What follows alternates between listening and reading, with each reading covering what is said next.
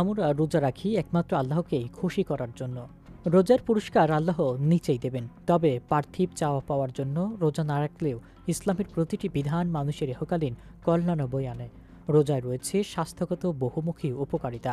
অভিজ্ঞ চিকিৎসকরা বলেন, সর্বক্ষণ আহার, সীমাতিরিক্ত ভোজন ও শোষিত খাদ্য, দূষিত খাদ্য খাওয়ায় শরীরে এক ধরনের বিষাক্ত উপকরণ এবং উপাদানের সৃষ্টি হয় ও জৈব বিষ জমা হয়, যার কারণে দেহের নির্বাহী ও কর্মসম্পাদন অঙ্গ প্রত্যঙ্গগুলো বিষাক্ত উপকরণ এবং জৈব বিষ দমনে অক্ষম হয়। ফলে তখন জটিল ও কঠিন রোগের জন্ম দেয়। দেহের মধ্যকার এমন বিষাক্ত ও দূষিত উপাদানগুলো অতি দ্রুত নির্মূলকরণের নিমিত্তে পাকস্থলীকে মাঝে মধ্যে খালি রাখা একান্তই প্রয়োজন। রোজাই এর একমাত্র সহায়ক, যার বিকল্প করা যায় না।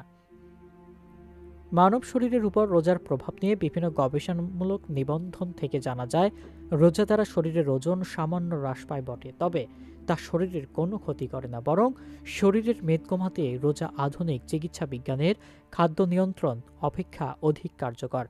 তার পরীক্ষা নিরীক্ষার আলোকে আরও জানা যায়, যারা মনে করেন রোজা রাখলে শুরু বেদনার প্রলোভ বৃদ্ধি পায়, তাদের এ ধারণাটা সঠিক নয়, বরং ভোজনে তা বৃদ্ধি পায়।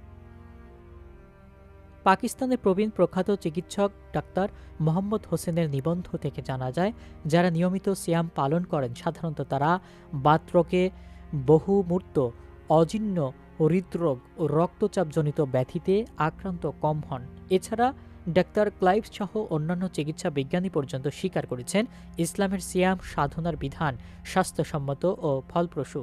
আর তাই মুসলিম অধ্যুষিত এলাকার রোগ ব্যাধি তুলনামূলক অন্য এলাকার চেয়ে কমই দেখা যায়।